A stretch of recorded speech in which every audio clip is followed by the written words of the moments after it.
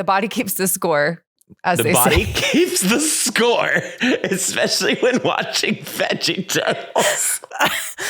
Am I wrong? That's my version of body keeps the score. It's all Jesus propaganda. I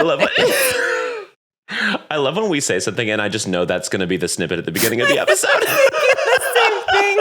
I was like, whoa, we got it early today. Well, we got it. We're locked in, baby. Great. We don't have to say like anything else that's funny. The whole rest When of did the I episode. get old? When did I get old? Oh,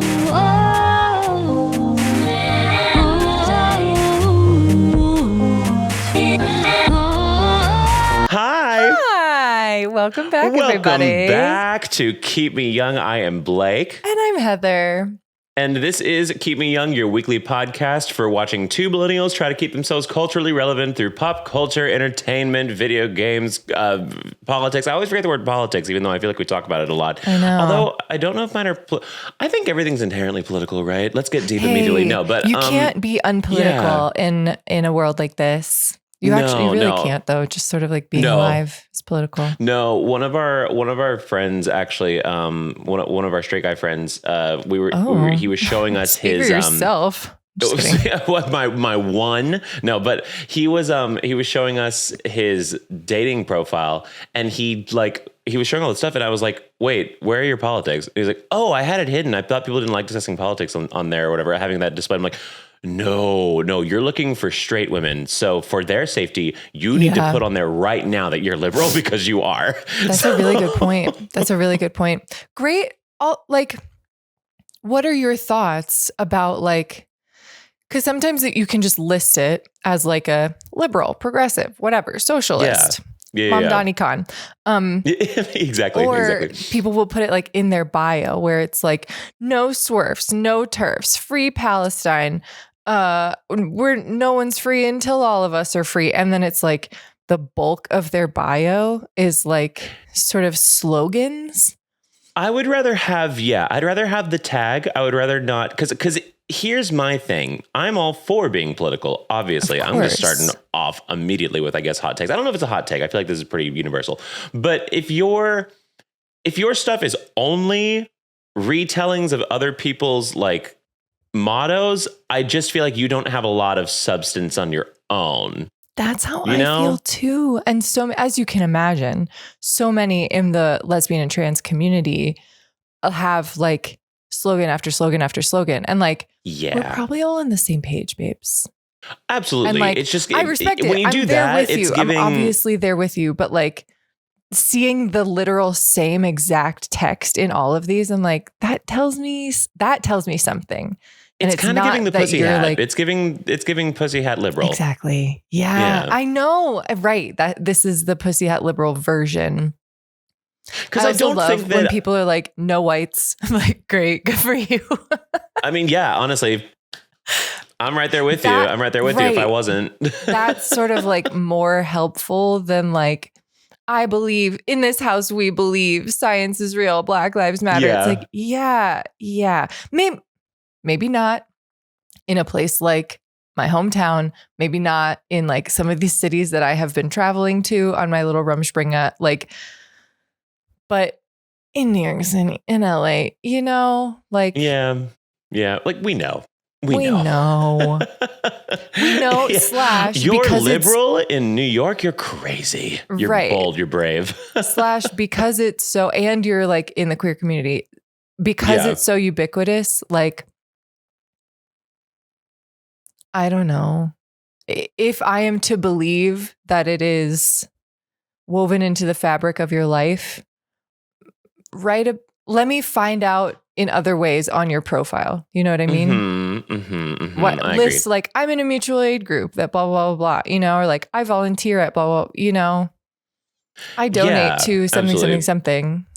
Okay, I can find out through different avenues rather than just a copy paste of do you remember when I will say when we had to copy a whole bunch of hashtags, if you had to make a post for a theater or something, and they'd be like, here are all of our hashtags. Oh my God, yes, exactly. Paste. Yes, exactly. And that's the thing.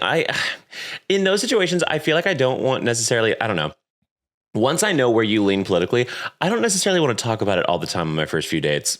Like, I feel like in a way that part of me wants that to be a little bit of my escape too. Like, if I know we're on the same page, I don't need the echo chamber. I want to learn about you, you know? Like, we can talk about that stuff the rest of our relationship. Right. I don't need the echo chamber. And like, it's interesting to me if like you're a Jewish person who like has family in Israel and like it's a complicated thing to talk about. Like, I'm not going to not date you because you're like, fuck Israel, fuck everyone in Israel. You know, like some people would, and not faulting them. But like, I think it's interesting if there's like nuance there too. Totally. I understand that. Anyway, I'm getting canceled now. Yeah. Israel, the state, is doing horrendous things. Let me put that on the table. Oh, we're not pro-Israel. No, we're not pro-Israel. No, I just don't think I don't think you're inherently evil if your uncle lives in Israel. Right. What America and Israel are doing is absolutely heinous and has been heinous and continues to be heinous. Absolutely. War crimes. There. Absolutely. War crimes. 100%. 100%. It's been 6 minutes. Wow, we got deep. I know. Wait, okay, so go back to our friend's dating profile. Oh, yeah. No, I was just looking at it and I was just telling him like, dude, you got to put the politics in here. You have to put at least the tag. Like, you don't have to put everything else in there.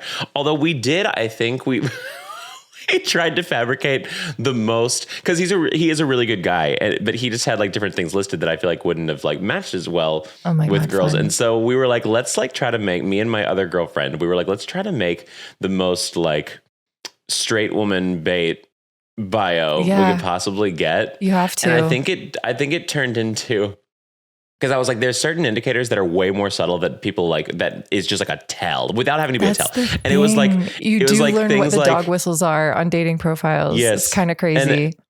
And so I was like, what are subtle ways to tell these things? And so we came up with, my favorite activities are listening to Carly Rae Jepsen, Joni Mitchell, and avoiding fascists. Hey, see, that's and I think we ate that. But he changed it back later. He was like, it just didn't feel genuine. I'm like, that's fair. But I do think we ate with that one. Yeah, I can't hear him saying that necessarily. But he wouldn't. I think it's incredible. But yeah, it was. Yeah, I think we did good. That sort of vibe is like, yeah, creative. Okay, we get it. Mm-hmm, like, wink, wink. I hear what you're saying and what you're not saying. And also, there's a little more personality in it. Love that. Exactly. Oh, well. But anyway, that was, I think, my only politics for today. Although it was a lot of politics accidentally. That's okay. That's the beauty of life, because it's always accidentally political, I guess, now in 2026. It's beautiful. True. It's very true. Anyway, what's keeping you young? Well, it's actually topical because I was going to say the Prince of Egypt soundtrack, but now I'm like, was that like propaganda? Because it's so, okay, we'll just go from like the artistic side of it, because I listened to it with our friend in Colorado where I am. We listened to it over dinner last night and it slaps so hard. It's Alan Menken. Yeah. And the voice actors are Jeff Goldblum. Mariah Carey and Whitney Houston sing one of the main songs just for the credits. I did not know that. I know. It's insane. I'm pretty sure. Well, let me look it up. Hold on. They used to pull in big names for credits back in the day. I remember that. And there's like full orchestra, full choir. It's just insane. Absolutely. I think there was like Final Fantasy 13 was like a video game where literally they got like Leona Lewis to sing just like the credits of the game. Well, I mean, video games, I guess movies have tons of money too, but like, yeah, it's amazing. Was that recent that happened? Final Fantasy 13 was like 2000, I want to say 9, 10, something like that. Yeah, back when there was more of a budget, I feel like. That's when they would do it. That's when they would do that shit. Okay, Val Kilmer, Sandra Bullock, Steve Martin, and Martin Short. Sandra Bullock was in that? Heinous use of white people portraying brown people. Heinous. Every time. This movie came out in 1998. Keep in mind. Just count your lucky stars that it was animated, frankly. Truly. Also, the animation, like everyone's so hot in this movie. Everyone is hot. Everyone is hot. It really did something to my sort of like preference of people long ago. And everyone's like a little bit like girl boy face, like both masculine and feminine in all of this animation. See, that's just wonderful. That's what really girl boy faces and then like boy girl faces. Oh, that makes sense that does numbers now again. I feel like I've seen a renaissance of it lately, and that makes sense that it would do numbers. Totally. Because I think we're all very into that happy medium aesthetic right now, which is good. Oh, yeah. Patrick Stewart, Michelle Pfeiffer, Jeff Goldblum, I already said. And what kind of money do they have for this? Was this that's what Disney? I'm saying. It's not Disney, right? It's famously not Disney, right? Maybe like DreamWorks. Okay. Stand by. My camera is auto. DreamWorks. I'm wearing a hat today, which is my personality, I guess, for today. But because of that, it's like I think it's covering some of my face, and it's making my camera autofocus sometimes if I look down too long to be like the widest white ever. It's like I look very Casper. I'm Casper maxing. It's giving Casper. It's giving Casper. I'm going to lift the hat a little bit. I'm going to look more bald, but that's okay because now my face will be consistent. Okay. Beautiful. Anyway, Gorgeous. sorry. So it's not consistent. Disney. No, DreamWorks.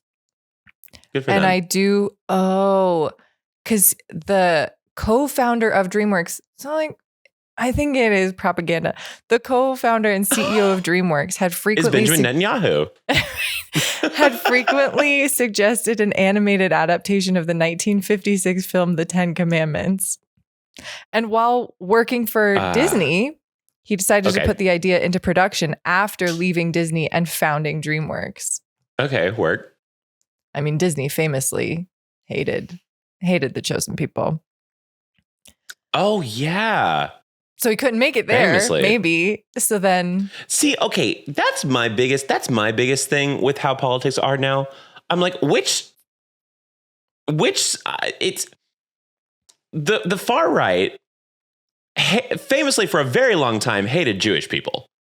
right. And now they love Israel. Inside of Israel's butthole. Not to say those are one and the same. Not to say those are one and the same. Once again, and like I'm not. I guess that's the conversation. I guess is why it's very tricky. real. Yeah. But it's like you claim this all the time, but I know for a fact that most right-wing people are not making the nuanced separation of Jewish people and Israel. So what's their decision? What is in their brain? They're just saying whatever people tell them to say. Honestly, I feel like they don't know enough Jewish people to know that. Oh, certainly that's not. what Israel is. I think maybe they think it's there's separate. a guy. Oh my God, my house in East Texas, there's a guy 3 doors down from our house in East Texas, my parents' house in East Texas, that has the Israeli flag on the front of his house in East Texas. This man has never met a Jewish man in his life, I guarantee. Imagine someone from Brooklyn. Has never been to Israel, has never met someone from Israel, has never met probably even a Jewish person. Again, not one and the same, but I'm saying I don't think that he has any experience. A Hasidic family from Brooklyn going to Dallas and being like, guess what the hell is this about? Like, no, What careful. the hell is this about? Nope, no. That's, wild times. Whoa, wild times. That's extreme. That's fascinating to me. Yeah, like, because that's the thing. Like, this conversation is almost too nuanced for me to be able to have a conversation about it. So, like, what the hell is this guy doing? Because I know for a fact, I know this man. He does not have the nuance to have this conversation. He's just saying Israel good, probably. People just love a slogan. People love a flag. People love a photo. flag. People love a lawn sign. You know? They do. Because then you don't have to like have a whole conversation about it. Yeah, I don't know. Who knows? I probably said something wrong about this at some point during this. I never know what this. Exactly. I never know. Right. I just know Israel bad, and so I'm gonna go easy slogan. Israel bad. There we go. Israel bad. Hey, yeah. Politically, real bad. Real bad. So there's your stuff. And also, Prince of Egypt. Let's see how many of our topics we can bring back to Israel today. Okay, just one more thing. The song "When You Believe," the famous song from the movie. I'm sorry that I'm so emotionally attached. You know, so my tie to this soundtrack also is that everyone who like grew up in Jesus culture, you know that there's like a youth room. If you did youth group, there's like a youth room, and it's like the room in the church that has been set aside to only have like Goodwill couches with holes in them that everyone just donated to this one room. And it's like it's just couches circling every single wall. It's not absolutely a good looking room, but somehow like that's where all the teens are drawn to. And then there's always like a giant TV. And then in our youth room were like 3 DVDs and one of them was Prince of Egypt. So sometimes we would just like, I don't know, when we were like hanging out, we're like, you want to watch a movie in the youth room? Yeah, sure. And it was always Prince of Egypt, which is fully propaganda, obviously. It's Old Testament propaganda. No, but I mean, yeah, I get that. Ours was a little bit more mild. Ours was usually like VeggieTales or something. That I was so VeggieTales pilled, but not through my youth group for some reason. I don't know how that came into my life. Interesting. But VeggieTales also Old I feel like that one coded. went into the real cultural zeitgeist though. Like that was actually people were talking about VeggieTales. Oh, and still are fully. Still are. I mean, it's still really like funny. VeggieTales. Those silly songs. Well, that's how you know it's propaganda when the music is so good. VeggieTales and Prince of Egypt. They're like, we will spend the entire budget. It's like mega churches. We will spend the entire budget on the entertainment portion of this. And like the plot is already the plot. And it's sometimes really difficult to stomach. So we're just going to dare say that VeggieTales actually has pretty good writing. Like some of their more, what am I thinking of? Oh God, what is it? It's religious versus secular. Like Christmas. Secular, thank you. Some of there's more secular stories, like the rumor weed and stuff like that. Like just things like no, it's just like about morals. Morality. It's just good. Like I think they're just good, frankly. But because for me, when I was a kid, it almost felt jarring when I would watch like the rumor weed, and then they'd be like, "So now here's the story of like Moses." I'm like, "What?" Now here's Nebuchadnezzar, and like, yeah, what are we talking about? What are we talking about here? I thought we were just talking about like the Stuff Mart episode about being selfish. Like, what are we talking about here? Stuff Mart. It's all Stuffy Stuff Marty Mart. It's back, yep. Back to me. Wow. Madame Blueberry, that shit ate. What is Madame Blueberry about? I only can tell you the songs. What is it about? It's about greed, like always wanting more and not being happy. She was like a shopaholic. She liked stuff more than people. She thought the stuff would make her happy. So blue, hoo, hoo, blue, hoo, hoo, blue, hoo, hoo, hoo, hoo, hoo. She's so blue, she don't know what to do. Exactly. But that's what I remember. I don't, but probably subliminally, that's, it got to me. The body keeps the score. Sure. As the body keeps the score, especially when watching VeggieTales. Am I wrong? That's my version of body keeps the score. It's all Jesus propaganda. I love it.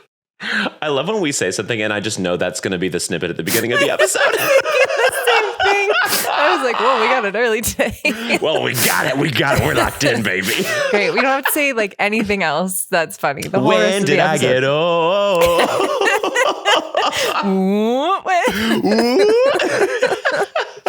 Anyway, that's beautiful. God. That's beautiful, though. Yeah, Prince of Egypt, great music, great animation, dancing, and like sometimes things that are propaganda can be good after a few decades, and it doesn't affect you as much anymore. Maybe that's the lesson to take away. So, I mean, like if they're trying hard enough, the propaganda is gonna slap. That's true. That's true. I mean, that's its literal job. Is everything not propaganda? I'm a YouTuber. My propaganda is that I'm funny. Hey, everything is political. Everything is propaganda. Everything's political. Everything is exactly. And that's why, nope. I thought let's make another Netanyahu joke, but no, let's not do that. End of sentence. I was trying to go toward Animal Farm, which is, Stalin, Lenin, even farther back. Ooh, our other all-stars. Other all-stars. I mean, that book slapped. Things that, sorry. Unfortunately, I am a sucker for the flashy. Oh, yes. Yeah, no, exactly. I love a little camp. Reliant K? My God. Yeah. Right, because it's campy. It's like, wait, what? This is what this is why about? Are you divas going this hard about this? Hold on, what? Why do we care this much? Isn't a love song? This is a love song about like a dude from 2,000 years ago? What? Yeah. Y'all are crazy. I like this song though. I like this. Yeah. It's weird how that happens. Like those propaganda things will happen during, like, in retrospect, a time that they were doing great. Like, why do you need a propaganda thing on Christianity? Like, y'all are at your peak. In 1998, wasn't that like around?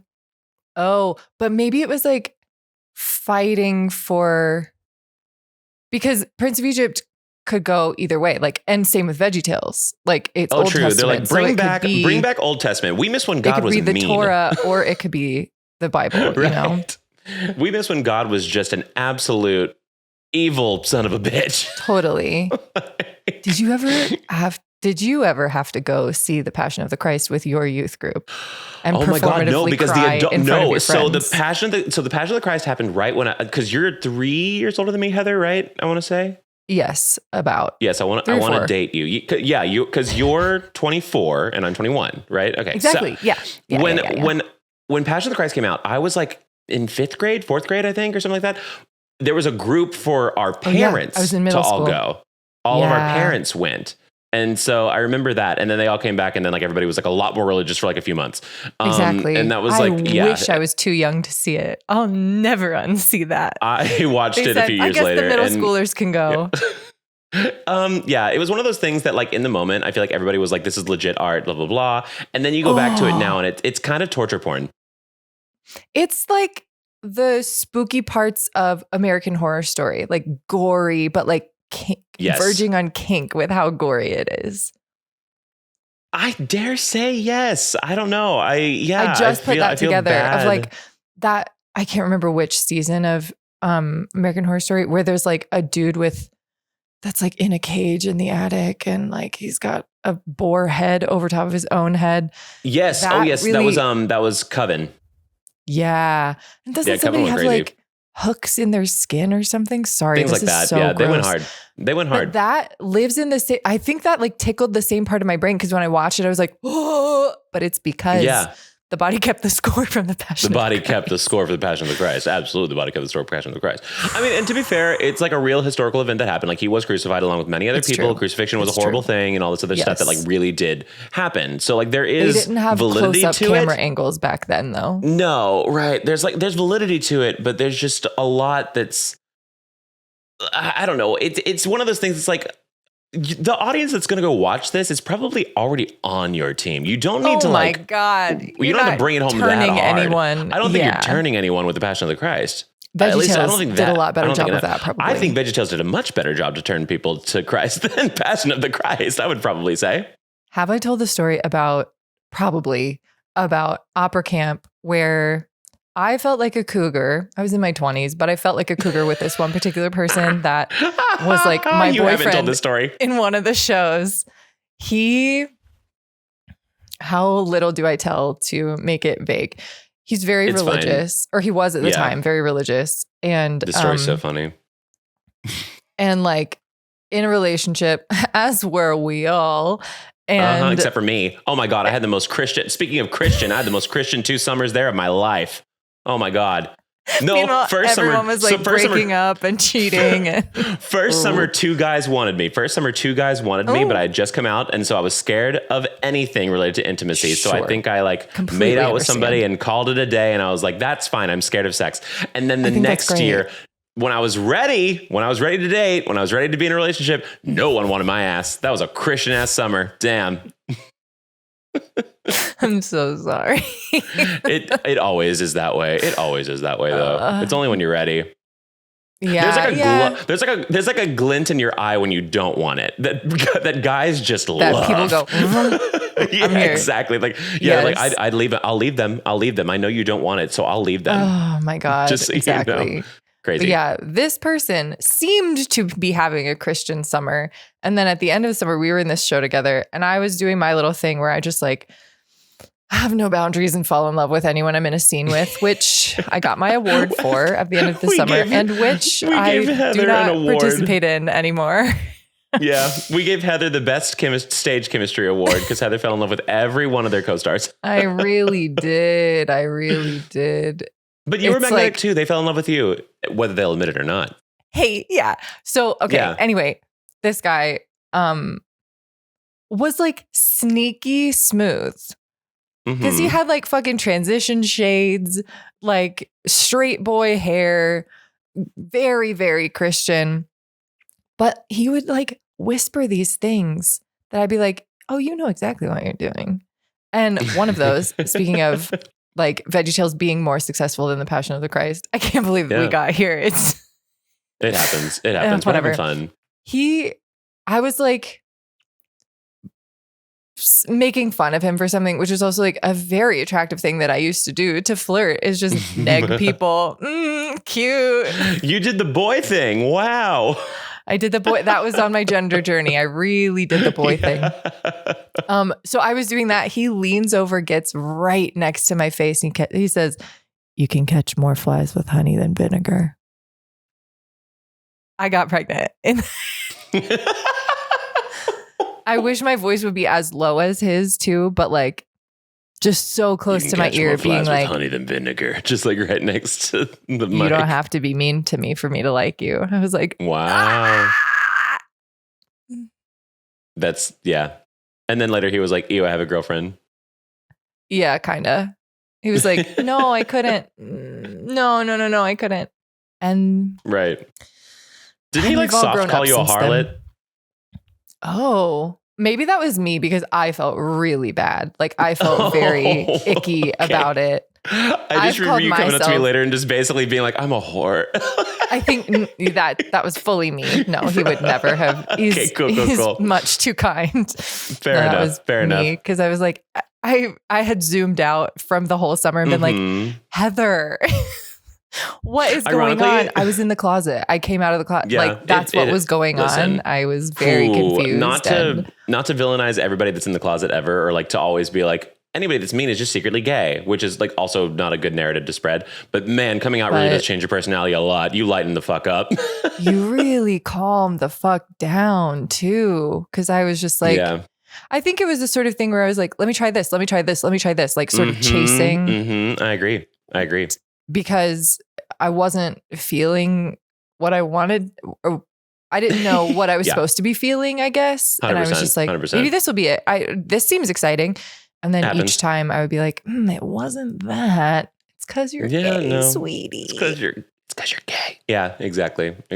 You know, it's so funny. I felt the exact same way about just the I'm a whore thing. I felt the exact same way when I left Wuthering Heights a few weeks ago when I left the theater, because people were talking and they were like, get ready, get your panties ready. It's like the hottest film, blah, blah, blah. It's like sex all the time. I walked out of that theater. I was like, am I a whore?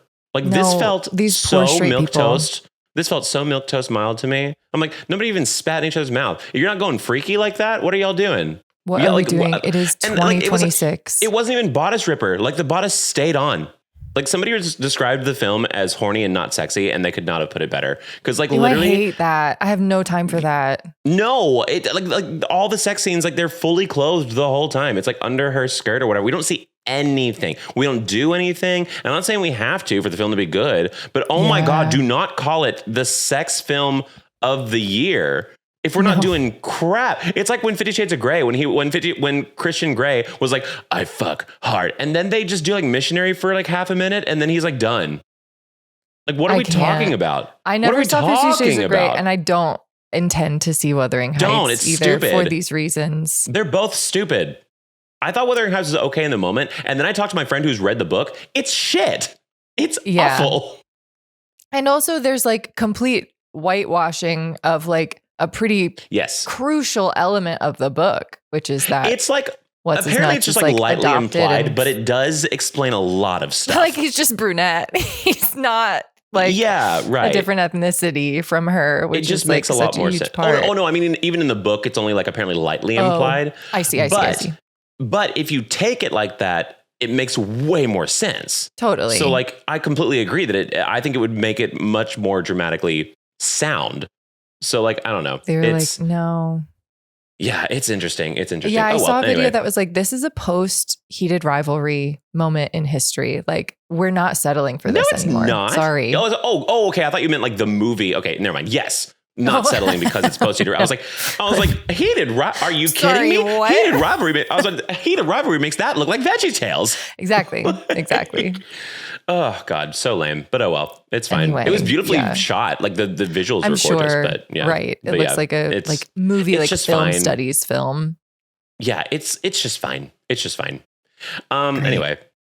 Well, oh God, it's been like half an hour. What's keeping me young? Yeah, what's keeping you young? Yeah, what's keeping me young? My keeping me young is pretty short. So, what's keeping me young is Pokemon Pokopia. Pokemon's take on Animal Crossing / Stardew Valley / Dragon Quest Builders, all this cozy shit. It is the best game I've ever played in such a long time. I've been playing it on stream for I think 12 hours now in the past 3 or 4 days. I played I betrayed my chat on stream with it. I literally played it off stream for 6 hours. And I was like, hey, so I just made some small little differences. I just made some green water. I made the grass all watered and stuff. So it looks nice and all these things. And then I came back on stream. They just tightened up a little. Next day I was like, so there's now 2 houses in my in my land that I made. And so it was, it's the whole thing. And then as I was defending myself, I talked to one of the Pokemon, and the Pokemon was like, when did this house come in? They ripped my wig right off my head in the middle of my stream in front of all those people. But that was a fun time. Why didn't they know? Why didn't the Pokemon know? Oh, Pokemon will sometimes comment on things that are happening around them. And so they'll just be like, when did this house come in? That's exciting. Shut up. I built a house or whatever. And so then they're like, wow. I'm like, no, don't bring it up. I just defended my ass. For 20 minutes about this. Oh my God, that's so funny. So yeah, but no, it's genuinely, it's so fun. It's beautiful. Oh my God, visually gorgeous. The shadowing and stuff. Oh my God. I wish I had a photo right now to show you. I don't think I took a screenshot, but I'm making a video this Friday. But cool. I'm doing a video called Slay Reviews. That's gonna be we all know the game is good, but does it slay? Just recounting a very comedic review of the game. But you comedic? No. What? Not serious ever? But this is so all of those other gorgeous games, but it is beautiful. But it's just gorgeous. It's just gorgeous, and it's so well run, and it's so one of the best parts. It's all Neopets, isn't it? It all comes back to Neopets. The children long for Neopets. The millennials long for Neopets, especially. We never got. Again. I would play Neopets right now. I will never get over Neopets. Changed my life. But but the shadowing is so good in it. Everything artistic style is so good. The shadowing, they'll be dark purples for shadow instead of black. Or you'll go out just these trees a sunset. All the shadowing is pinkish red. It's gorgeous. You go out and look at the sunset at 5 or 6 p.m. because that's usually when I stream. If you look at the sunset at that point, the sunset is pan. Time. It's blue ocean, pink sky, yellow line between them. It's pan. It's crazy. I mean, good for them. Good for Pokopia. Cute. That shit's woke as hell. Also, every Pokemon is they. Every Pokemon is they. It's Can you change that? Is it they until proven? They're genderless. They're genderless. Yeah. Exactly. Wokopia. Let's go. I love it. Yeah. So that's basically it. I'll keep it short since we were going on our tangents, and I enjoyed them deeply though. So I would never change a thing. No, I would never change a thing. I loved our tangents way more because I was nervous. I was like, I don't really have much to say about Pokopia. And then we kept going. I was like, oh, thank God. I don't have a lot to say about Pokopia. We're good. But I genuinely while recording, even 10 minutes ago, I was thinking about how I'll get to play it later today. And my heart fluttered. I have not had that feeling about a video game in so fucking long. And it's just it's just wonderful.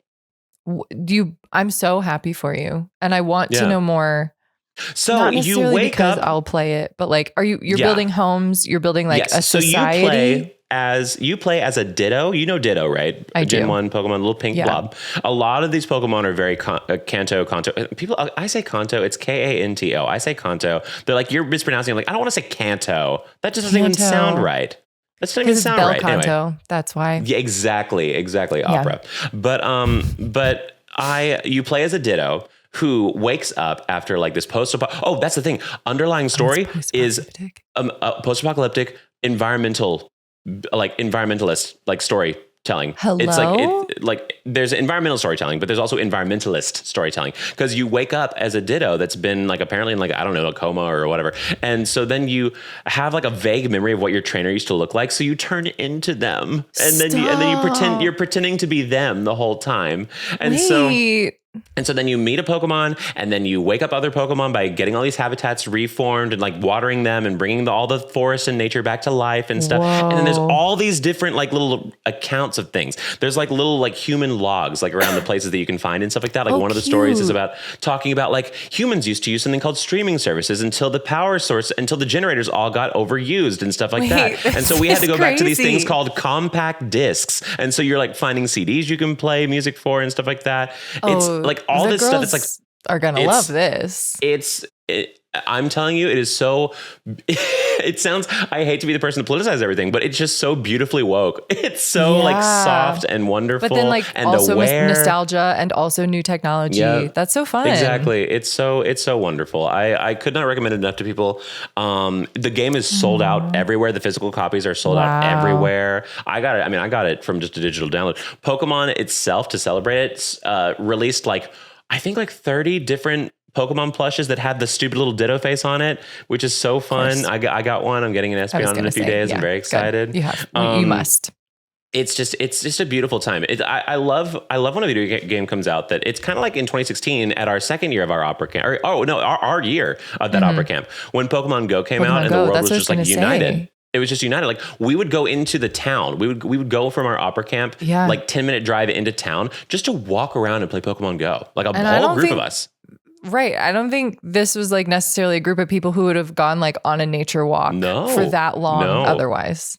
No, it was wonderful. And that's kind of how this feels. Just like everybody coming together to all appreciate a game at the same time. And I think it's just beautiful. I love that feeling. Like that silent community that like, I don't know. It's like we're all playing this game together, and that's really, really cool. We'll see how long it lasts. It usually only lasts about a month or so. Like Animal Crossing was the same thing in 2020. But it's fun. It's beautiful when everybody like agrees that this is a great game and we all just play it. And it's really cool. It's really, really cool. Aww. So that kept me young. What aged me, speaking of Kanto and opera. Oh, thank God. Good. Yeah. Is it the same one? No. Mine is very stupid. Can I just say mine to get it out of the way? Yeah. It's just daylight savings. I was so grumpy this morning. Savings. I was like, Sick Blake, are we recording? If not, I'm going back to sleep. I literally texted Sorry. It fully is just me being grumpy. But then Blake was like, I don't know what it is about this morning. Blake was like, oh, it's daylight savings. I was like, oh, I'm not a bitch. I just I love get it. Sleeping. I didn't know until I saw a tweet this morning as I woke up that was like, y'all fuck daylight savings. I was like, did I lose an hour of sleep? It's almost best I just never know. It's best I just almost don't be told. I know. But like, I know. Yeah. I should just have it snuck up on me. Right. Often though, I will sing in the past, I have been singing in a church job on a Sunday morning, but then you're like exhausted anyway. So you're just kind of expecting it. And I wasn't expecting it. It always is soft. A Sunday, isn't it? It is. Because people are like, surely people aren't working on a Sunday. Because y'all don't know. Y'all do not know. Mm-hmm. Church jobs. Oh my God. I'm so happy to be past that era of my life because it was such a part of my life for so long. We did church jobs where so in a church job, Heather and I had the same one in New York for a while there actually too. That was fun. So that was, you were It was fun to be able to like look across the rehearsal. Yes, that was beautiful. Your face. That's the camaraderie of us was great. Outside of that, I hated that church job. Yeah. So I loved the one in Boston. I had one in Boston before that. Oh, nice. Wonderful people. Only problem is you can't ever have fun. We were in grad school and like every motherfucker wants to party on a Saturday night, not a Friday night for some reason. I am way more of a Friday night party person. I do not like doing a Saturday night party that much. Because then you get the whole weekend to recover and like be cozy. Ride the high that you got off work. Right. Ride that high. Go straight to the club. Do not 100%. Take a break. Do not sit down. Because once I sit down and I have my Saturday, I don't want to get back up and go clubbing. Exactly. I just did work. Clubbing's a little bit of work. I'll say it. Clubbing's a little bit of work. And so we used to do that back in the day. Exactly. We don't club ever anymore. And I do miss it. I do miss clubbing. Nobody in their 30s clubs around me anymore. And it makes me very sad. I do when I can. And if I had somebody to go with, I would go more often. So I'm publicly making this pact in New York, and we're gonna recount it. We're gonna film ourselves too, and we'll put it in the podcast. That'd be sick. Perfect. We'll do a podcast episode in the club. That'd be the most miserable recording. There's this place that does. I know, right? There's this place that I found on Instagram that does like funk dance nights, and no phones are allowed. And it's like, this is for queer people to shake their ass and like not have shake your ass proper. Release your inhibitions. Yeah, I want to go. Oh my God. I want to go. It's once a month. I want to go to there. That sounds amazing. Yeah, no, that's the thing though. You could never do that because I would always wake up on Sunday and I'd be a little bit hungover or something like that. Or I would like just be fatigued. I don't know. I wouldn't never drink that much, but I would just still be really tired and really drained. And it would just feel awful. And then you're like one singing time on top of that. Like that's not how you should set your body up for singing. No, you're already like oxygen deprived. And so you feel like you want to pass out. It's like the worst feeling. And but so, like, it's and our church job for singers, you know? It like is. It's not the worst money. Like singers.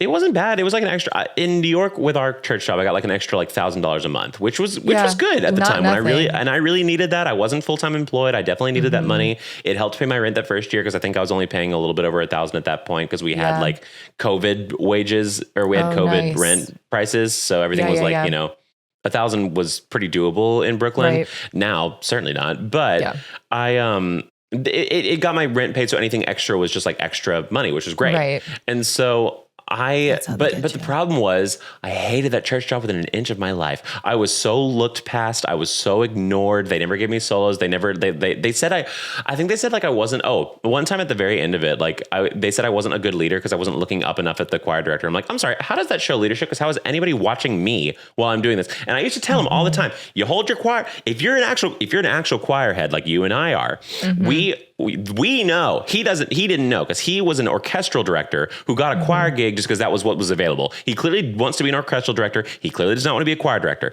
So I was holding my little folder up flat where I'm looking at the thing and I can see him in my periphery.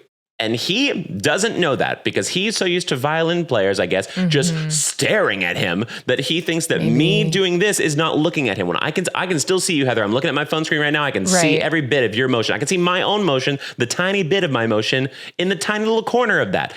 I'm fine. I could have done it because when I look up and look back down, I lose my place in the music. So I don't like doing that. I don't like the performativeness of looking up for you just for the sake of you being looked at. And so that man used to give me shit for that all the time. And I hated his ass. I remember he used to tell me like, you'll like catch up to the other people and the other leader in the section on sight reading. I'm like, I'm sight reading circles around this man. I come from Texas. Shut the fuck up. You do not know what you're talking about. So yeah, he sucked. I hated his ass. And I don't know. I got to quit. I got to quit but there's in blazing colors and it was awesome. Yeah, you really did. There's something like that at every church job in New York. There is. I think everywhere. Like I'm so desensitized to it. I just hate when people take choir too seriously. Because I'm like not hate when really people doing take it choir anymore. Too seriously. But. Yeah, I mean, I agree. I don't know. I just don't like when we're like, why are we making it this deep when we perform for 40 people a week who, if we sang This Little Light of Mine, they'd be so happy. Like, and we didn't. We would be singing like, Shostakovich, or we'd be singing like Rachmaninoff. We'd be doing like crazy works that he just wanted to get under his belt. It wasn't for the sake of the art of the church. He just wanted to get these big pieces under his belt. And so we had to suffer for it. Frankly. It's also like, I will lock in, I will be on board. But like for a job that you get like $8,000 to $11,000 a year to do, to be like, you can't ever leave. You can't go out of town. You can't miss more than this many rehearsals. You can't. That's what always would get me. And that's every single church job. He almost made me quit. He almost made me quit a 2-month summer singing gig because I had to be there for 2 weekends of that summer to sing. And he was like, how dare you miss these 2 weekends? All right, well, then fuck give them. me benefits. For $11,000 a year. I'll say give me no insurance. to everything if you give Hell, we're getting paid. We're getting paid as a single we're getting paid as what's it called? Not even getting individual contract. Not we're even being getting paid as taxes individual taken contract. out. Right. Half that shit gets taken out in taxes anyway. So like we're barely making anything from it. I know, it's so silly. I cannot believe I used to torture. That's one of those gigs where you look back and you're like, I cannot believe I tortured myself for that long with that kind of stuff. That's crazy. Because it's just what you do. It's so funny in college. So I like my church growing up was like very high level music and like knew it. So like I was singing in the choir from age 5 to 18 and like started getting paid to sing in the choir in high school. So then when I went to college, I was like, oh, I'm done with that, right? I'm not going to do that anymore, right? It's actually in life more than ever. And then after college, I was like, I guess I'm going back to that because that's what we're all up to here. Yep. Yeah, it's crazy. That's the thing. I wasn't even passionate about choir, and it was like becoming my main everything. I hated it. Anyway, so fuck that guy. I'm doing fine now. So yeah. Oh my God, that's him. He's calling. It's He's him. mad. But yeah, so that was wild. Anyway, so that aged me, but also savings, what ages me. But I also me. hate daylight savings mostly because of church jobs, which classical singers do. Classical singers also do opera. Hey. Which it leads me to what's aging me. And I cannot believe, because I feel like in my brain, this is going to be the title and the thumbnail because it just makes sense. But now they're going to have to wait 45 minutes for it. Sorry. Anyway. You're like, where is the title of the show? When am I going to get to the title of it? When are they talking about this? Oh, here we go. We're here. We've landed. Yeah. So this one I feel like is very appropriate for me and Heather to talk about, which is, I was alerted about this during my stream last night of Pocopia, where somebody in my chat was like, Blake, what did you think about the Timothée Chalamet situation? I was like, what Timothée Chalamet situation? He's like, oh yeah, he said that opera and ballet are like useless or like are dying. I was like, excuse me? And he said nobody cares about them. He said that they're dying. He said nobody cares about them. Kind of true. He said he did say nobody cares about them. And that they and that we should just let the art form die out, basically. Which granted, I have been known to say sometimes as an opera singer, but that's more of like a jaded sense. I think it's more of for me, it's more of the structure of it. It's not the art form itself. But it's also like, he's saying that as someone who's like, I don't want to have to beg people to come to movie theaters in the way that, because then I'd have to admit that like going into a movie theater and like movies in general are dying the way that ballet and opera are. But it's like, yeah, streaming is killing your industry. Yeah, you can say it. And whatever. Now you know how it feels. And whatever. If you're still going up on streaming, then whatever. You're still acting. You're still doing your craft. Who cares? There's not alternatives for opera and ballet. You have to go live. That's the whole point of those two things. The whole appeal of them is seeing them in person.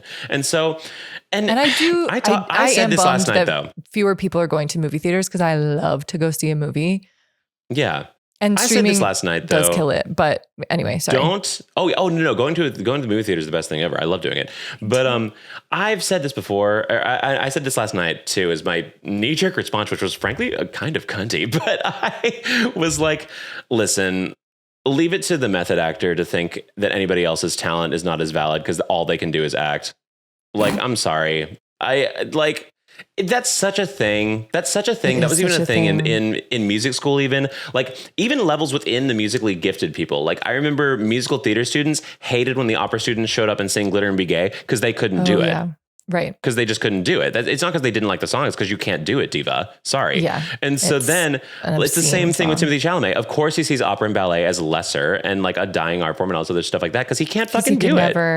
Yeah. He could never. All he does is, and then I got a little bit cuntier. And I was like, listen, I don't respect the opinion of someone who bases their entire career off of trying to win an Oscar, which is just who can send the most fruit baskets to oligarchs. It's like, true. I don't care. I don't care about Timothée Chalamet's opinion. Trying this other weird angle now where I would not use this word. I have seen it used, WIGGER, which I think is accurate. He's like really trying to like. I've seen the accusations online of him. Yes, come across as like from the streets or something. And like he's from New York, I guess, but like, and then he's trying to show a little bit of edge. I get right. that. I saw some multiple videos of like Black content creators, like opinion people being like, if you're gonna like, I'm glad you're getting the Black experience because that means you're not gonna get any awards either. But like, come on over, see what it's like. That. Good for them, and good for them.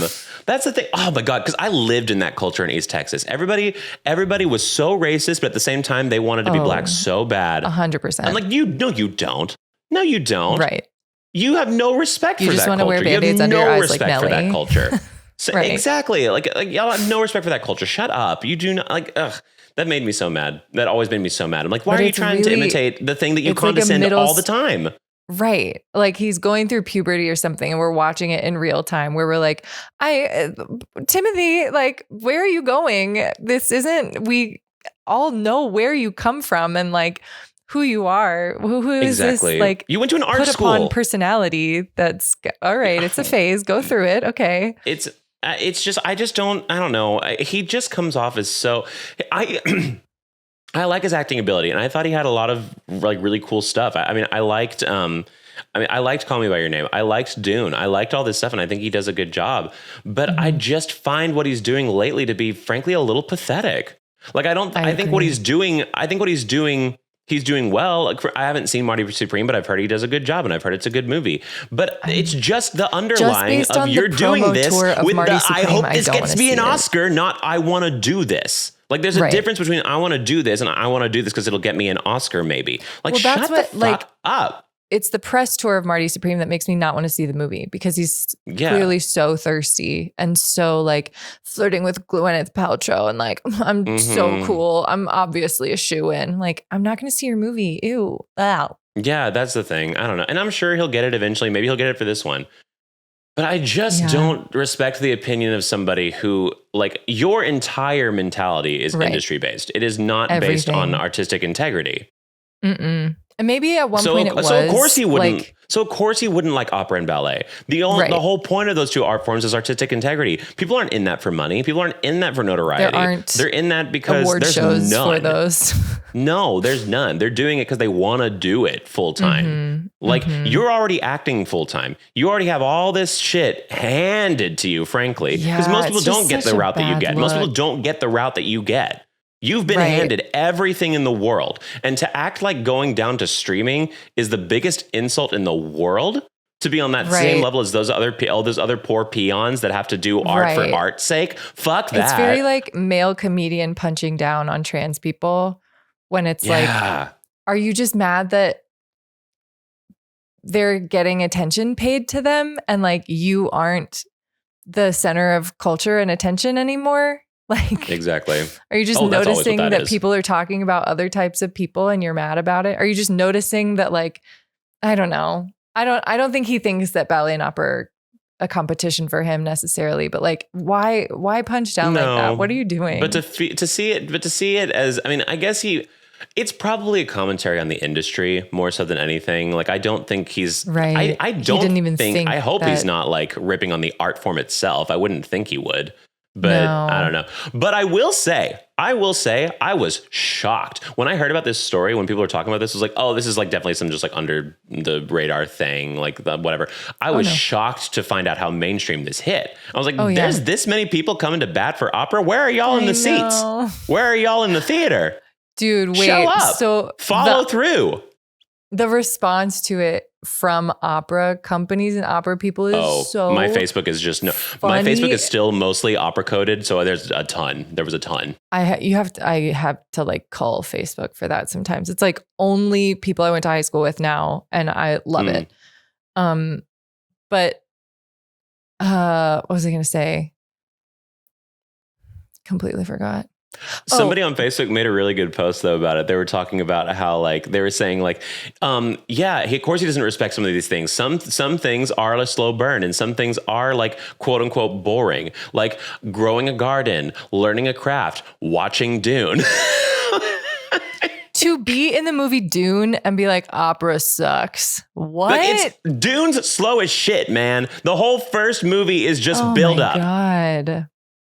It's good, but it's slow as shit. It's the ring cycle of movies, my dude. It is. It's literally Lord of the Rings, but still. I mean, fair. But it's a close second.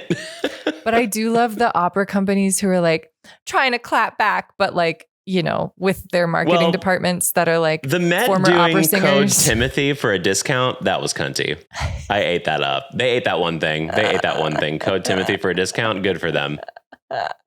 It's good so for them with that. And I never applaud opera for their business practices. That was great. Certainly not for their marketing skills. Oh my God. Yeah, it is. It's really good. It's really good. But if I'm anyone looking who forward listens to this isn't in the opera zeitgeist, just like go look up the social media accounts of like regional opera companies and give yourself a little chuckle. You'll get an idea. You'll get an idea of it. It's all in like, they're still in 2014. They but really, if that. I'm looking forward to, since this is so new, I'm looking forward to 3 weeks from now when we're bored of this, all of the other opera friends, those aren't the ones that I talk to, but the opera people that I don't talk to that are going to be like having like this like line by line, almost like poetry format thing of like, opera is not boring. Opera is love. Opera is grand. Opera is in this joy. house we believe opera type is shit. Freedom. Yeah, it's like very 300 words or more. Listen, okay, here's the thing. Yep. Culturally, they saw that sign of like in this house we blah blah blah, and they saw the coexist thing, and they're like, oh, we're done. We don't have to advance anymore. We found the apex. We found the epitome. We're done. Coexist, and it's got that many symbols in the word coexist. Done. Yeah, exactly. Lin-Manuel Miranda said love is love, and we're done. And that's the end of cultural growth. We're good. We did it. Everything's solved, and we're just going to say that until it's done. Oh my God. Opera is very cringe, I will say. Not so opera. Cringe. The culture around it, a lot of the people in it, because deeply cringe. You have to be tapped into something earnest. You cannot be like sarcastic 100% of the time and do opera. No, of course not. You can't be satirically in love with it. Yeah. Right. And it's not understated. It's not like coy. You really have to go for it. And so the people who go for it 100% of the time, then when they have to fit into these like very coy, very like internet, like, I don't know, just like small, teeny tiny in comparison, like modes of existence, like they can't fit into that tiny little, you got to give them a giant stage and then they make sense. But if you try and make sense of them from a Facebook post, it's like, it's hard. God, you're not meant for this world, really are you? They're also so okay. I almost want to forgo our Depression Mondays and Q&As this time, just to kind of like dive deeper into the paint of the opera culture, if that's okay. Maybe this week. We have a short and sweet depression meal, and we can skip Q&A. I think that's let's just do totally let's just do their easy. depression meal. We can just like, that'll be easy. I just want to go in a little bit more on this stuff because like, this is where we live, or like where we at least lived. So, and I think people like hearing our opera stories. So I want to give them a little bit of a inside scoop, because here's the thing, how behind they are on things and how kind of inept they are on things. There are opera forums. And I don't think anyone's ever talked about this on podcasts. Maybe they've done it on Thrilled to Announce. Maybe they have on Thrilled to Announce with my friend Charlotte and Perry. They might have discussed this. There are opera forums on Facebook. There's two main ones. I will not name them. There just are two very big ones. And there's one that's a very long standing one. And that one is an offset of another one, because twice offset of another one, because I think it got too toxic. So they made a new one, and then it got too toxic again. So they made another one. It's a portal to hell, first of all. And then there's another one that's the cool new one, but it's actually worse now. And so there are two. They both suck. It is the two. People used to like start posts with like, "Hey cunts." Like I spent like 2 days in one of those, and I was like, much too rough for my delicate constitution. No, thank you. Yeah, it was that Tumblr era. Like, hey, fucker, you're gonna get up on out of your fucking seat, and you're gonna sing the shit out of that aria, and you're gonna be fucking great. You're gonna slap the judges in the face. You're like, this is me, and then it's gonna be so great. You whip your dick out and swing it everywhere. I was like, okay, we don't need this. We don't need everybody. Hey, this. Listen, this was a hit in 2011. It's 2016. It really was. So that's one of the things in these things. These people are so just lacking tact or nuance. Get into one right now. So one of my favorite things that people do in opera world, and I'm sure this exists in musical theater world and acting world too, but I just know it from opera, is they will go on these forums every goddamn day, every single day, and ask, have you guys heard back from this company? Have you guys heard back from this company? Are they blah, blah, blah? Okay, I'm gonna give you guys a little bit more inside. If you haven't heard from them, you're not in. I was thinking the one that starts with new, but you're talking about the like more specific one. We can go back to new in a second as well. But this other one is supposed to be the cool new one. This one was supposed to be under the guise of being the cool new forum. Right. And that's forum, like more specific for like a more specific age group, more specific like job types. Basically for opera summer camps. Yeah, both just fucking hell though. So just so you know. But it'll be like somebody will be posting like, have you guys heard back from Opera Company? And then this person will be like, I haven't heard back from Opera Company. Maybe you should email them or blah, blah, blah. And then somebody's like, I heard that they just started doing, I heard of somebody who got no. So that means that maybe we still get yes. It's been like 6 months since they sang for this company, mind you. Like they have cast the roles. And it's like this every single day. Or there's this extremely other alternate cunty version where they're like, has anyone heard back from Opera Company? And then the other person, and then somebody else will be like, yes, smiley face. Incredible. Or like they send out offers, smiley face. I can't. I'm scrolling. I'm just like letting them know, like, I got it, like, just so you know. It's that. It's also like, anybody have recommendations for a grad school? Like, hey. Oh my God. Yes. That's not where to go. You don't ask these strangers. These people aren't your friends. You don't know them. They're not your friends. They're not your friends. Or it's somebody giving, they're your colleagues, because you know who's going to give advice. Them. Because you know who's going to give advice in those forums. Exactly. It's Sally Sophomore, who has never worked a day in her life. Exactly. And has not done anything in the industry. She's like, I've actually heard that Kilgore Community College in East Texas is really good for a music program. Like, no, Kilgore Community College is not good for musical theater, for their opera program. Right. I think that's not where you are going to thrive, honey. I'm just going to tell you. But they also don't have a grad program. It's a community college. Right. It's some like, can I swap my audition time? Or like, anybody have recommendations for pianists? So like, it is sort of like helpful. Or it'll be like somebody being like, hey, can you give it'll attempt to, but then sometimes it'll be like, does anybody have a copy of this really obscure aria that I can't find anywhere in print? And then somebody will be like, pay composers, stop trying to rip off composers. If the composer's been dead for 150 years, like, stop trying to rip off composers, blah, blah, blah. Like, you're taking money from them. Like, you're taking 5 cents from a publishing company.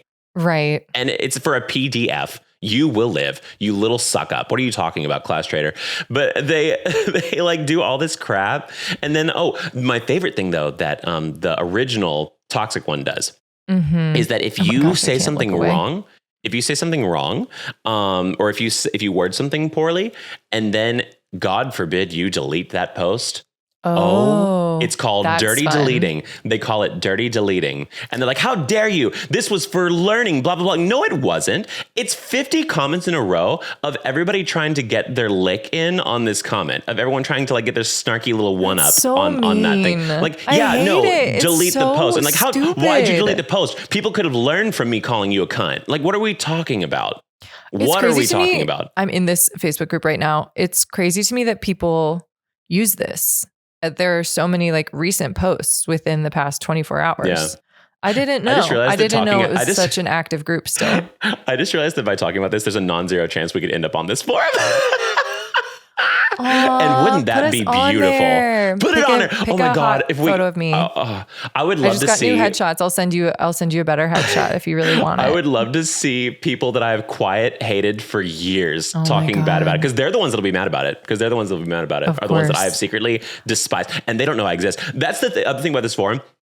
Is that there are people in this opera industry that I've never met, that do not know me at all. I have never met them a day in my life, and I despise them. Like, if I ever saw them, it's on site and they don't even know who I am. Yeah. It's the funniest thing, because they're always giving bad advice. They're always meddling in people's business, and they don't know what they're talking about. And most importantly, they've never worked a day in their life in a professional opera gig, and they're just mouthing off.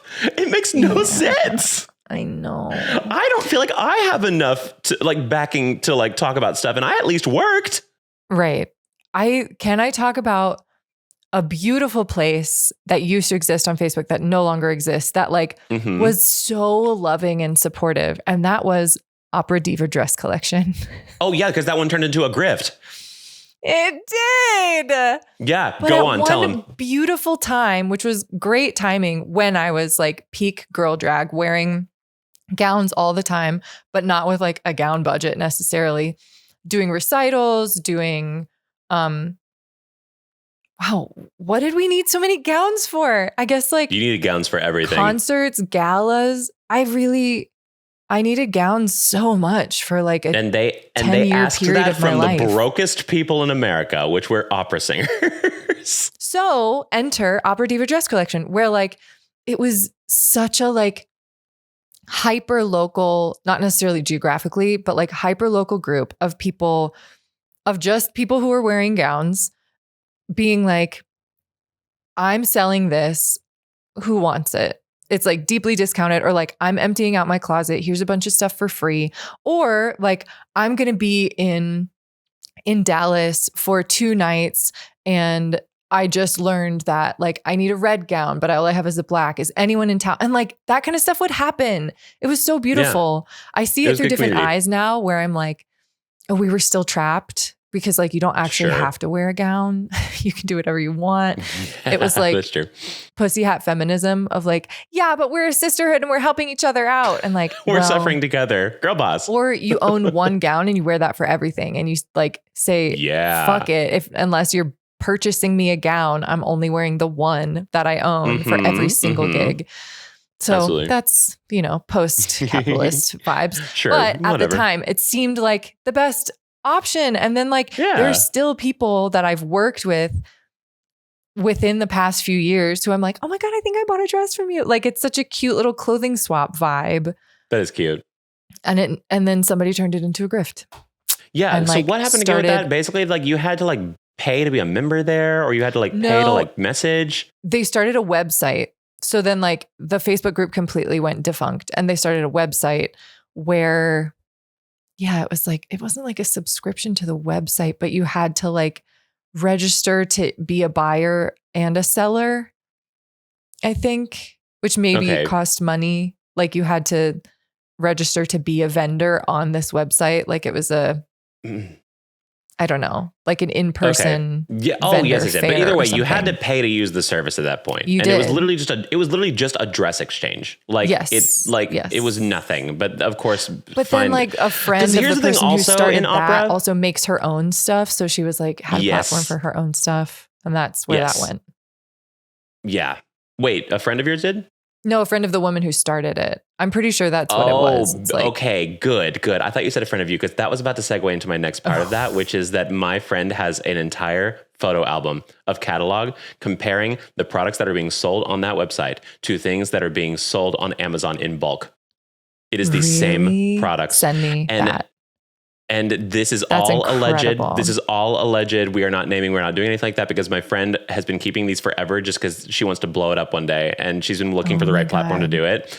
And I'm letting her have her moment for that. But allegedly, this person is grifting the hell out of opera singers. I'm like holding my tongue because I still think of this part of opera and this part of the internet as like a weird dynasty. Something that could kill you. Like I'm like weirdly feeling like I gotta be careful. Like Heather, you don't even wear gowns anymore. Literally, I would consider us to be like a small startup like podcast, and we still have a larger reach than them. But we're still like, oh, I'm so scared. They have like the whole opera community, which is 300 people. Like, it's a whole thing. I do wonder, like, who of the new generation of opera, like, are they on board? Are they? I don't know. I'm so out of it now. They're wearing like barrel leg jeans to auditions. I feel like they're so over it. The Gen Z opera girlies. I'll have to figure out what that's. Well, because that's my thing. Because I get into that situation in my brain where, like how we're all our own main characters in our own story, of course. And so. Not historically, but I'm really trying. Unfortunately. Yeah, fair enough. Not always, but we're really working on it. I understand the concept. Continue. Yeah. Right. Mm-hmm. But in my brain, when I see younger people like doing the opera camp that we did or doing things like that, I'm like, people are still pursuing this? I know. I fully understand. I always think like I'm the last generation to do it. Isn't it? Yeah, no, that era's done. People should do that. We have worked. I'm like, hold on. Yes. They're still in business. If I'm not there, like, yeah. Actually, no. Most of them, no. That's not a lie. Yeah, no, I've talked about that. I talked about this on one of my YouTube videos one time. I have a curse that it happens with companies I talk about too. because I just did this video on The Sims, and then 3 days later, The Sims brought in microtransactions and like are going to basically soft kill their platform. But it happened with Opera too, though. I've had companies. We had a company where the Young Artist Program immediately stopped being a thing afterwards. I did a program where the Young Artist Program stopped being a thing there. I had one where after I stopped working there, the year after that, the head got fired, and then I did another one where when I finished. The program stopped paying people. They just did it for free.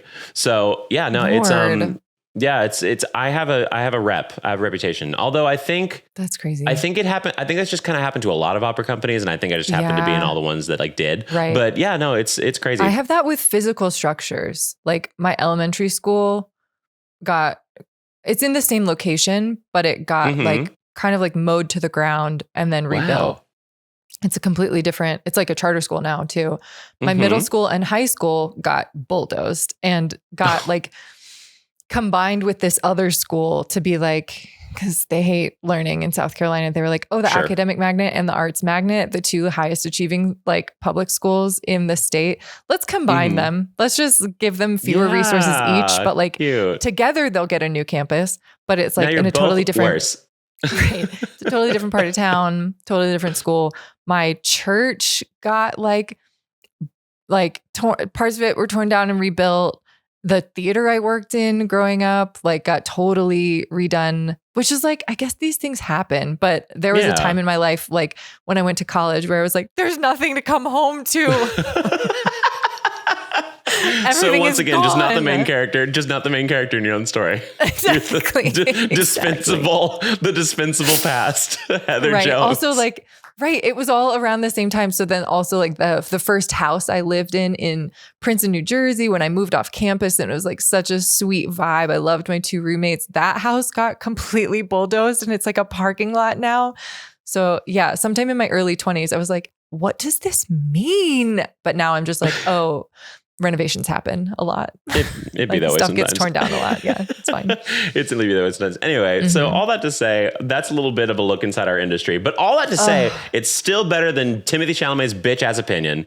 Even with all that grit and awful shit, it's still all worth it for that art form. Timothée Chalamet. I still go hard for the art form. The logistics and the Facebook groups and the community of the art form is sometimes suspect, but I say that most of my best friends are still opera singers. Yeah. Or like I met from opera. So. Right. Exactly. Yeah. Although to be fair, that was an all consuming part of my life for like 10 years. So I guess that's just bound to happen. I was technically in an opera earlier this year. It was a very contemporary opera. You have to squint to like understand that it's an opera. To catch the leitmotifs. Yeah. Right. Period. My God. Beautiful. Anyway. Thanks, Timothy. Oh, wait. Also, his weird ass perm. That's not his hair texture. Oh, like, is he really going so far into like blackface that he got a perm? Call that the Kylie effect. A mess, sir. Yeah. Sir, we all see what's happening. Wild times. I don't know. He's just be the artsy white guy. It's fine. You can be the artsy white guy. You don't have to be cool. You don't have to be cool. White guy. You don't have to be cool, and that's okay. It is okay. Like, given every opportunity as a young person, I think his parents are artists too. Like, you're a Nepo baby who lived in New York. You clearly came from money. It's okay. It's okay. Yeah. I don't know. It's fine. It's fine. Again, it all comes back to like, you don't have to be. You can be whimsical. You can be passionate. You can be. I mean, I dogged on opera for that, but like, yeah. I mean, there is a beauty in being actually passionate about your stuff. You don't have to be ironically trying to get an Oscar. Right. Imagine like having actual inspiring words to say, to be like, I'm worried for my industry, and like I love what I do so much, and going to the movies is such a communal experience. Imagine like actually having inspiring words to say about that and how people would be talking about it now versus just being like, I don't want to end up like one of those other industries. Like, lazy. You could have used it as an example of why we're not supporting the arts. Like, you could have used that as an example of like, go to all of these more. Because we do need to go to all of these more. It's a very community building thing.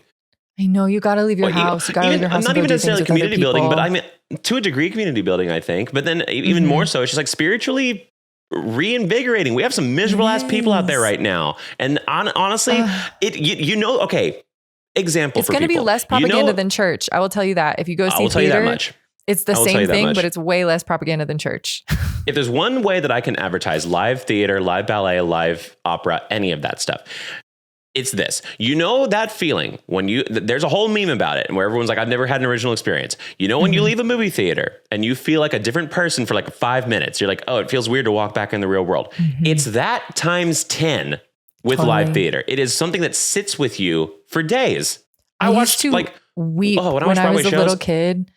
I would we saw, because my dad's like a conductor in colleges. So I would see operas or like the ballet as a very young kid. And not necessarily like New York Ballet, it was like whatever, regional or school production, but I would weep after it was over. Like, yeah. Oh my God. So sad to leave that world that they created. Yeah. Absolutely. Absolutely. One of my most visceral, theater, and I usually don't cry in theaters, but one of my most visceral, I was bawling in the theater, was borderline ballet, actually. It was Illinois. It was the Sufjan Stevens show on Broadway. It was fucking incredible. There's no words. It's just dance, but it's just fantastic. Wept. Absolutely wept. And I still think about it all the time. I know, do that more. I mean, and granted, this feels a little bit, but I was about to say it sounds classist. Your regional theater, even if it's bad, is one of the most I feel great. I watched a local, I was in a gig in Colorado one time and I watched a local regional performance of Shrek the Musical. One of my favorite memories of my life. It was miserably horrible. It was abysmal. Literally we went out halfway during intermission to go grab some of the Shrek themed cotton candy that was green. It was a whole thing. We couldn't get it because the entire cast was in line already. During intermission, in costume. Interesting. Love it. In costume. They went out during intermission to go get Shrek cotton candy. And then I was nervous. I was nervous to film snippets of it because it's a musical and people will get your ass or whatever. Yeah. But then one of the people's kids was performing and the mom walked down the aisle to the front of the stage to go film it on their phone. It's the regional theater, even more, I would say, rejuvenating spiritually. I'm just I'm alive. Sure. I'm alive right now. Do it. It's Community $5. Go do it. Is sometimes more inspiring than watching pro because you're oh, I could. It makes you do this. It pushes you into main character territory when you watch a really bad community theater. Yeah. Something where you're like, I think I am good at things. I could pursue my dreams and be okay with them. I think maybe I won't fail at everything that I do because this exists. Exactly. It's really valuable. This is a litmus test. I'll always be better. And some regional theater is very good. Sorry. Also wanted to put that out there. Of course, it runs the gamut. But I'm the good and the bad are both very valuable. Theater, so. Totally. No, I'm talking community theater. Absolutely no one's getting paid. Yeah. Not even the tech people. There's no union. There's no set. Right. Those are sometimes even more inspiring than that shit's the high real. Value. That shit's raw. Exactly. That's the raw passion of it. And that's beautiful. It really is. Speaking of raw. Yeah. Maybe. It's time for Depression Meal Mondays. Great.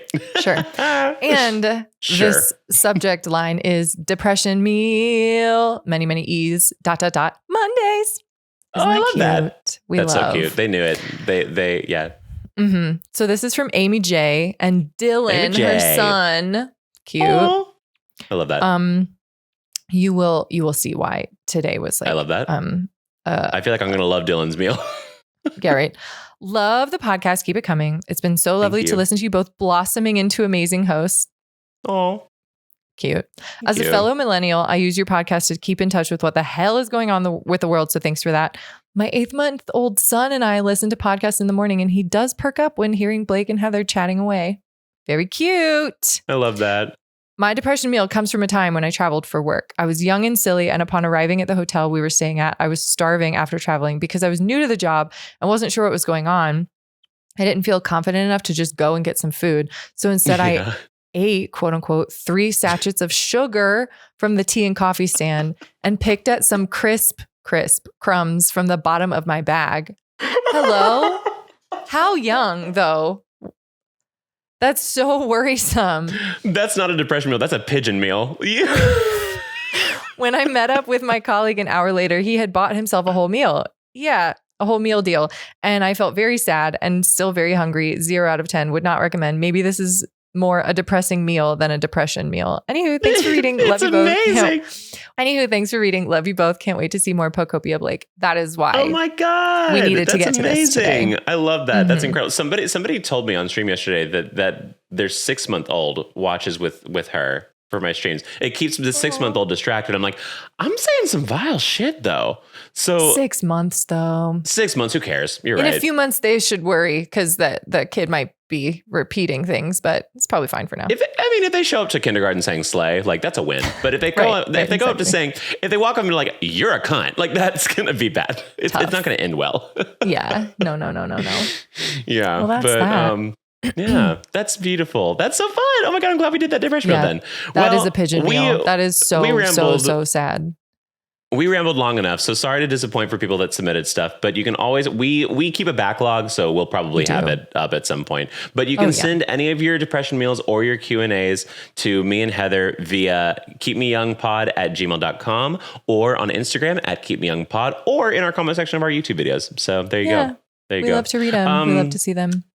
Do we have any quick depression meals from us? I guess I did Panera twice this week, which my Panera order we already know is really sad. It's the full French baguette and then a cup of mac and cheese, and I just dip it and I eat it, and it's really good. It's incredible. Really good. I do remember in my dairy and gluten days that the Panera mac and cheese and the Wawa mac and cheese are so good. They're probably exactly the same, like out of a plastic bag. I have to dip bread into it. I have to dip bread into it in order to make it work because it's so rich. But it's so great. Rich. Oh my God, it's great. My depression meal is, it's just depressing that like I'm trying to eat real food and I got the tiniest little thing of chicken salad from Whole Foods because I was like, well, I need to buy groceries, but I also need to eat. This happens a lot where I'm like, I'm in a new place. I need to buy groceries, but I also need a meal right now. So I'll get like some prepared food and also groceries. If I had planned better, I could just get groceries and then prepare the food. But I got chicken salad in like, I don't know, like less than a 6-ounce container. It was $13. Oh God, yeah, no, it's getting very expensive, and I hate it. I hate it so much. For like the littlest clamshell of. Yep. I mean, it was a really good chicken salad. It had like little chunks of apple and grapes in it. But yeah, win's a win. Yeah, right. And I ate food, and it's a depression meal in that I'm reluctant and depressed because I took care of myself and had a good meal. It happens. Listen, that's fair too, though. You can be sad that you're choosing better for yourself. That's real. And it's just as valid. And also, I will back you up because one of my favorite things to do after buying groceries is to buy fast food on the way home. I love not touching them. I love buying groceries and not touching them yet. I have a whole stock. Me too. It feels really good. Yeah. I like don't have to break prepared. The seal yet. And then it's any of it. Exactly. Yeah, it's there and it's ready. Nice. And that's like in my brain. That's nice. That's nice. I need groceries. I haven't bought groceries. I did like a 3-day road trip, and this is less about food and more about water. I stayed so dehydrated that like I think I'm still paying for it based on how chapped my lips are and what color the water is after I go to the bathroom. It's concerning. I should really, but I don't like to stop for the bathroom when I'm on the road. So I get that. So that's part of the depression where I was like, I need real food now that I'm not driving for 11 hours a day. Fair enough. Well, this was a thick episode. I loved it. It was. I'm in a different place. I've been transported from daylight savings grump to just happy to be chatting with my bestie. And that is the power of live theater. Yes, and that is the power of live theater, baby. Here we are. It reminds me of that Riverdale quote. It's like, sounds like you haven't experienced the highs and lows of high school football. Oh my God. Oh, beautiful. Yeah. And that's what it's all about. Somebody really wrote that. It is. Yeah, somebody really wrote that. Listen, I like Glee. I can't talk. But anyway. I feel like my phone has been listening to all of the times that we talk about Glee because I get so many Glee memes now. I'm going to make you watch Glee with me one day and it's going to be amazing. It was like, It was big at the end of high school, and then it was huge in my college because I went to a very small music school with mostly singers. Yep. And the gleeks that were watching turned me off from the show. I think I would have liked the show, but I was not ready to accept whimsy into my life and watch it with these people. Well, because Glee back then wasn't as fun because it wasn't people in the industry watching it. It was like people that thought they knew it. It was like people that like sang like or in choir for a year and were like, I know what this is. Sophomores at Westminster Choir College. Yep.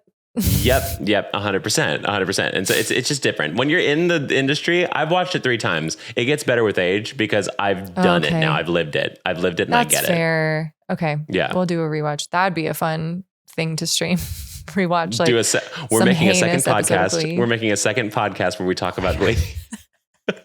I coach Glee Heather. That's it. I coach Heather as almost like a death doula, but for watching Glee. Perfect. Right. Well, on that, get ready for that, y'all. But until then, I'm Blake. And I'm Heather. And we'll leave you with this. And this was Keep Me Young. Sorry. And this has been Keep Me Young. Yes. Thank you. And please like and subscribe and rate and all that good stuff. Just interact a lot. Anyway. Yeah. Let us know you're alive. Just, yeah. We'll leave you with this, these words of wisdom, which is, mornings can be fruitful with Timothée Chalamet. They sure can. This one has. They sure can. This was fruitful with Timothée Chalamet. Thank you, Timothy. Thank you, Timothy. Thank you for the content. Thank you. Exactly. Love you. And thank you, beloved listeners. Have a lovely day. Love you. I hope your morning is full of Timothée Chalamet too. Goodbye. Love you. Bye.